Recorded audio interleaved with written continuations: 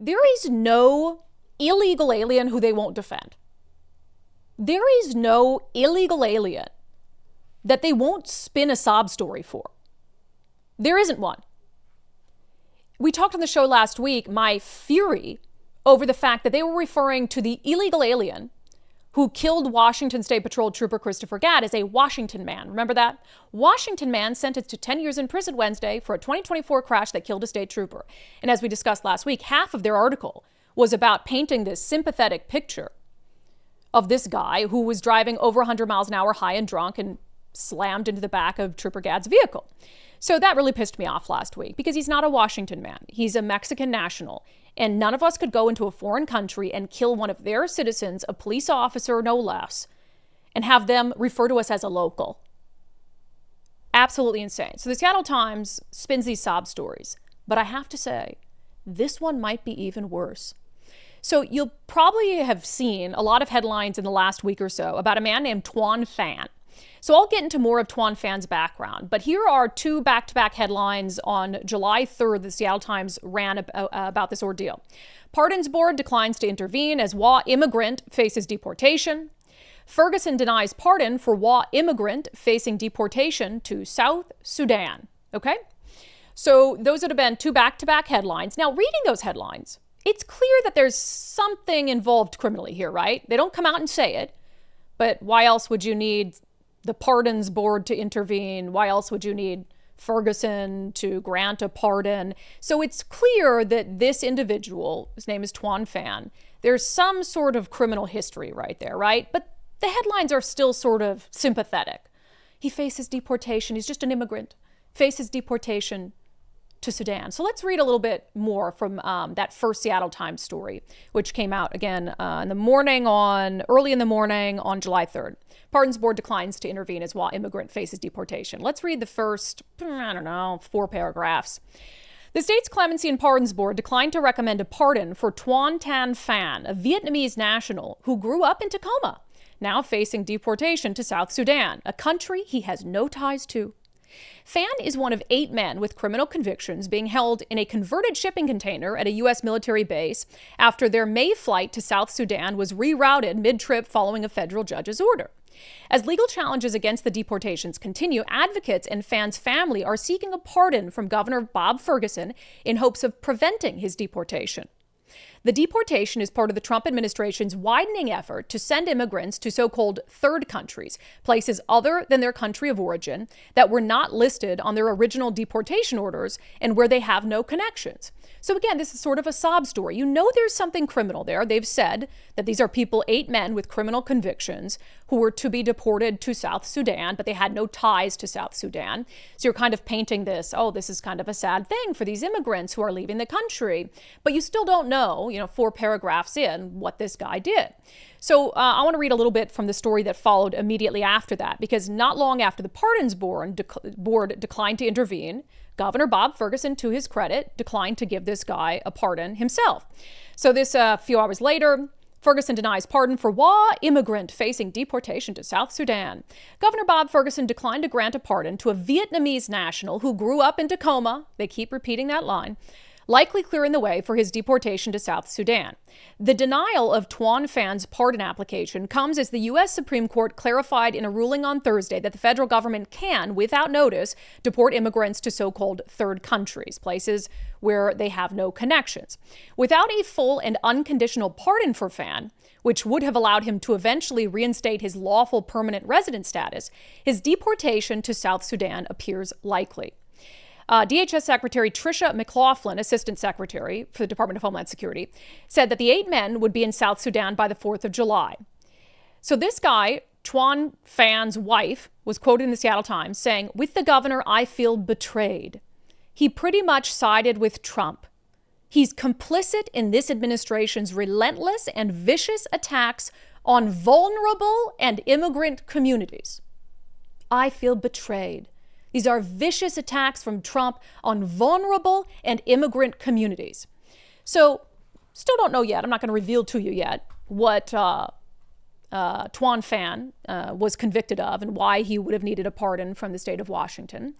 So the Seattle Times reporting, you see how it's really shaping up to paint this as a sob story. I will say KUOW's reporting was even worse. Here's a headline from KUOW.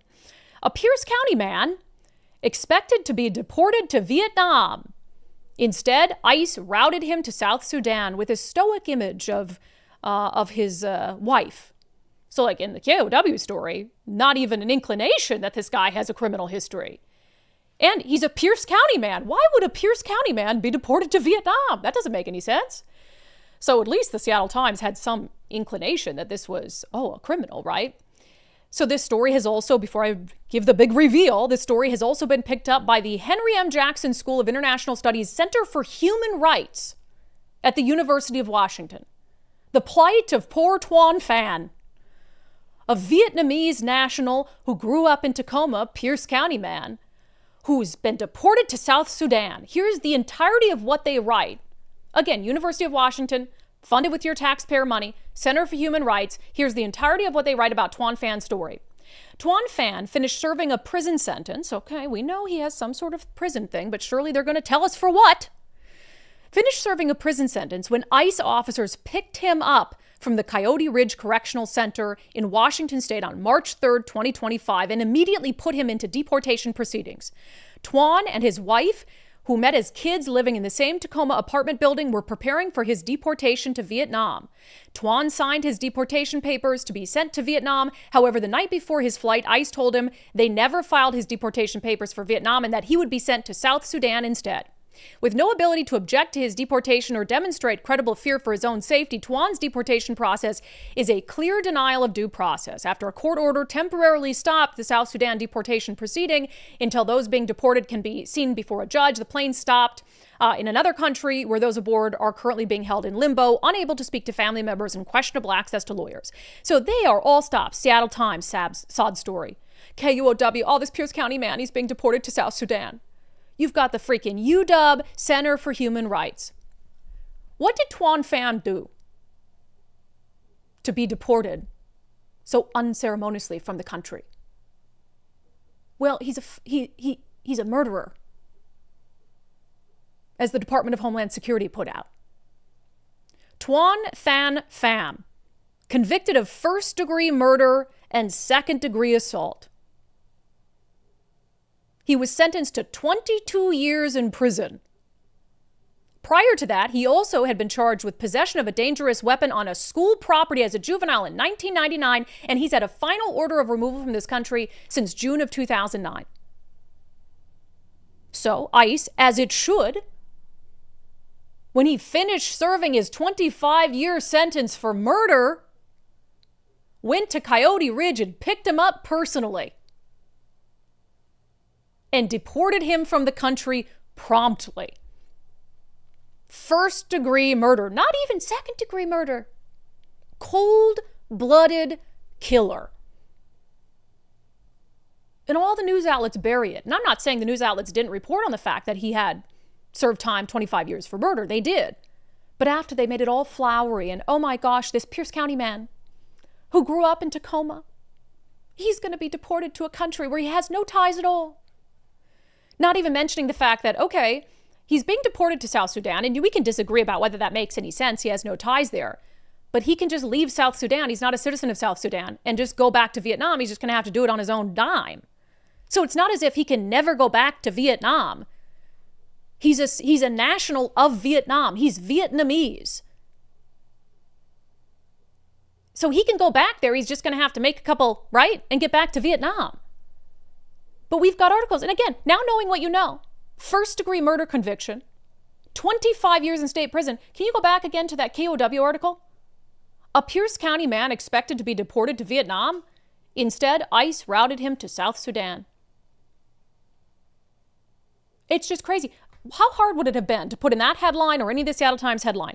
Convicted murderer expected to be deported to Vietnam. Instead, ICE routed him to South Sudan. And then we can have a legitimate conversation about whether that is kind of too much, to take this convicted killer, I guess, and send him to a third country and make him find his own way to Vietnam.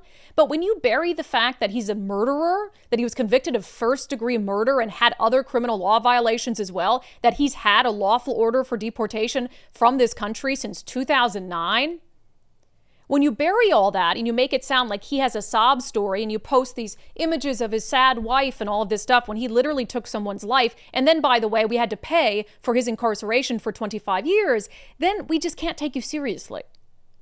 Like, let's get the murder thing on the table right away. And then let's have a conversation about the merits of sending him to South Sudan as opposed to sending him back to Vietnam. But I just can't take any of them seriously when they want to paint the guy who killed a Washington state trooper as a Washington man. And for months, the Seattle Times didn't even tell its readers that he was in the country illegally and had other criminal law violations while he was here, and our sanctuary policies protected him from deportation. So they want to ignore that entirely for months and months and months. And then when they can't ignore it anymore, then they want to talk about it but couch it and still call him a Washington man. And then a guy who committed first-degree murder served 25 years in our prison sentence, in our prison system. We're going to paint a sob story about how poor guy, he's being deported to South Sudan. It's absolutely insane. I mean, the media is irreparably broken. It cannot be fixed at this point. And I just can't even imagine putting myself in a situation. And I spent 15 years in mainstream news where I wouldn't put in the headline that he was a convicted murderer. And I would bury it in the 5th or 6th paragraph of the story. These people have absolutely lost their minds. And again, let's have a conversation about it. Please tell me in the comments. Do you think it's appropriate that they're deporting people to third countries that they have no ties to? I frankly kind of don't care if you committed murder. Like, if that's the fastest place to deport him to, if you're having issues with their country of origin, taking them back, and you just want to get them out and South Sudan will take them there, I don't even care. You committed murder. Like, get out of our country as fast as possible. But I'm open to having the conversation. But I'm not open to having the conversation with people who think it's appropriate to leave that out of a story or to bury it deep, deep in the story and paint a sob story about somebody who killed someone. Give me a break. It's gotten totally out of control.